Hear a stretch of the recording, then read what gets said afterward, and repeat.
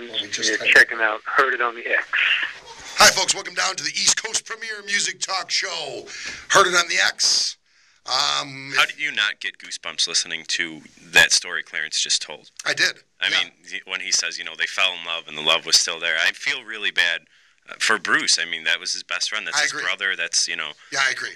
I totally agree with you. I mean, I think that's it's a sad day for rock and roll. It's really a sad day for rock and roll. And Springsteen's released a statement. He's gonna probably stay real quiet. But I just feel bad for him.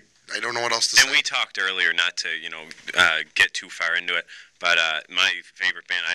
I'm a huge Bruce fan, but my favorite band is also Dave Matthews Band, and they lost their saxophonist a few years ago, and the whole story is very similar, like with the meeting and everything, and I mean it's tough for a band to go through that. We actually just had Jeff Coffin on the liner to come in. Exactly. He filled in. He's the new sax player, but it's tough when you lose a band member like that.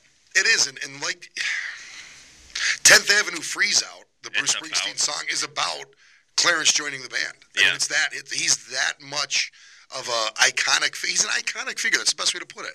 He's just an iconic figure, both in the live show and like the amount of love that Bruce had from when Bruce had his stagehands put an elevator in the stage so that Clarence could get to the stage after his knee surgeries, and then built a giant throne on stage for Clarence to sit in when he was feeling, too overwhelmed from standing. Yeah. I mean, and it wasn't like a chair. It was a huge, massive king's throne.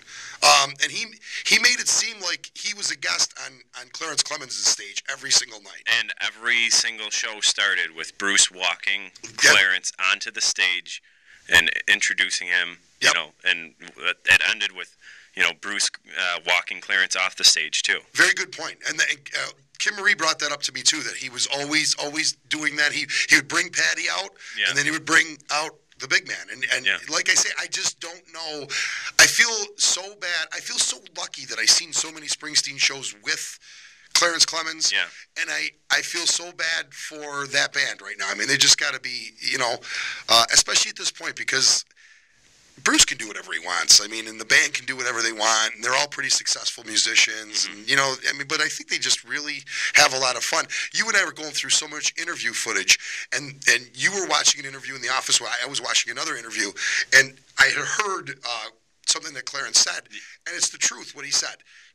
The E Street Band to him was a band of musicians having fun, and they invited you to watch. What he said was, the quote was, we were just a bunch of friends, playing music and having fun together, and the crowd was just 1,000 people, gathered around a little peephole watching, a glimpse of the fun that they have in their friendship. The best bands, I feel, perform that way. I think the Rich and Famous Band performs that way. We're just up there having fun. And some guys that are going to join us right now, Fair Trade, I think they have a blast. Yeah. And they sounded great yesterday. They did sound great yesterday. We're going to switch gears off of the somber thing. Last night we were at the Barrelhead reunion. You and I emceed it. It was a lot of fun. I was able to sit in with Fair Trade. That was a lot of fun. You did, with a little help from my friends. Let me tell you, it sounded fantastic. Oh, thank you. It was the band. It really wasn't me. Honestly, God, it was the band. And I was coming. I just got back from Cleveland, went and seen Zoso. We'll talk about that in the last segment. I'm going to have you bring up the phone so I don't destroy this thing. Are they all on already? We got him online already? How could you not love Jim? Jim is the best. He's the best engineer ever in the whole world. Guys, are you with us? You there, Richie? Yeah, David Lee. Yes, sir. And what's up? We got Dave. What do we got? We got Dave Frost, Dave Buxton, John, and Dave Buxton, right? Yep. You guys there? How you doing, Richie? All right, cool. Welcome aboard, guys. It was a great show last night. Another home run for the Barrelhead reunion, and another home run for a Fair Trade show. You guys were mind-blowing. I think so. Yeah. Peter and Billy Class and Bob, Peter, Billy, and Bob Productions, they always do a great job at that venue, and we're so fortunate for them to have us there, And you were great, by the way, too. We had Alan Kroll up there. We had some special guests. You had Matt from Intercom. Matt Young was up. Yep. Matt Young from Intercom was up there playing keyboards. Yeah, and that was killer. I mean, you guys did Comfortably Numb, and it was just a really wild version of it. It was awesome. Mm-hmm. The treat for me was I was able to actually go out front and listen to the band. I never get to do that, so it was an awesome treat for me to listen to Matt play the keyboards for the Floyd tune. And I got to tell you, Richie, before we came on, you said it was the band. I'm sorry, brother, you killed that Cocker tune. It was, for me, it was the most enjoyable song of the evening for me to perform. Oh, that's a very nice thing to say. Thank you. And Al Kroll on sax, it was incredible. There were so many special things that happened last night. Not only with all the special guests for the special songs that we did, but just the fact that we had so many of our fans and family and friends out. I mean, I don't have numbers yet from Billy, but they're saying close to 1,000 people. Yeah, I would think there definitely was when you guys were. I mean, it was pretty packed.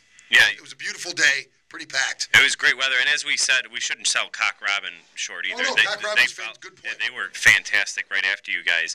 I mean, they sounded great, and Buzz came through on his promise of great weather. He did, but yeah, right. that's right. And something too, guys. I had never seen Cock Robin. It was really cool to see them. They're a very, very good band too. Oh yeah, yep. They've been a long Buffalo staple for a long time. They always draw big crowds. They're great musicians. It shows the level of talent that was, that recording studio. They do a great job at everything that they do. And the funny thing was, as we were talking to them, you guys had Tuesday night at the Barrelhead, which was a monumental West Seneca club, and they had Wednesday night. So it had to be like old days for all you guys. It was fun. Yep. When the band Talus went on the road, they gave up their Tuesdays there, and so Billy and Peter hired us to fill in the Tuesdays, which was a kind of a big slot to fill, And we were like the first one. We were really nervous because it was all the Talus crowd there the first time, But then we won them over, and we had a good run over there.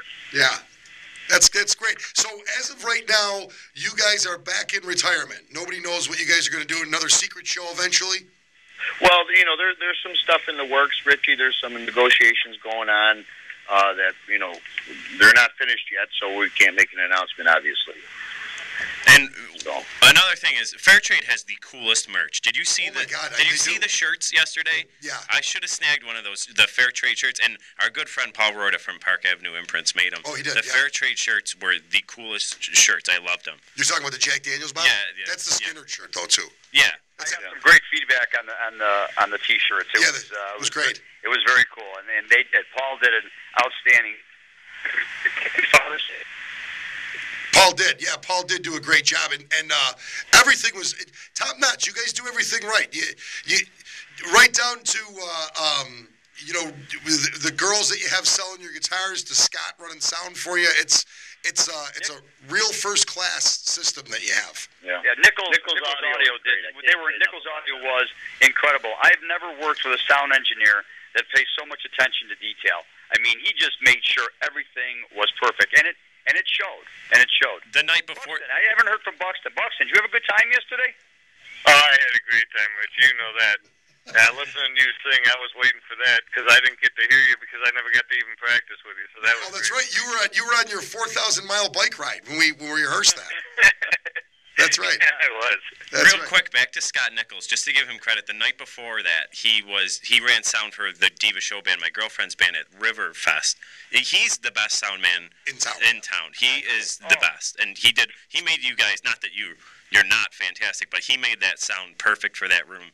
And I mean, he deserves all the credit. Plus, too, the logistics of the way it was done by the Bellhog guys was really complicated. I felt Scotty had to tear down and move his gear at one point, which would technically change the EQ of everything. Not for him. Right. It's not. He never gets upset. He never gets nerved up. He just adjusts the sound and makes it right. Well, guys, thanks so much for joining us. We're going to head to a commercial break, and we're going to keep posting on Fair Trade. Is there a Fair Trade Facebook page? Yes, there is. There is a Fair Trade Facebook page? Yes, there is. My son Dan has one up there. Okay, so it's facebook.com/fair, F-A-R-E, trade. Check them out. It's Buffalo Legends and music royalty in this town. Thanks again for another amazing show, guys, and we'll talk to you soon. Thanks, Rich. Right. Thanks, Josh. Bye-bye. Thanks a lot, man. See you guys. Appreciate it. Peace out. Bye-bye.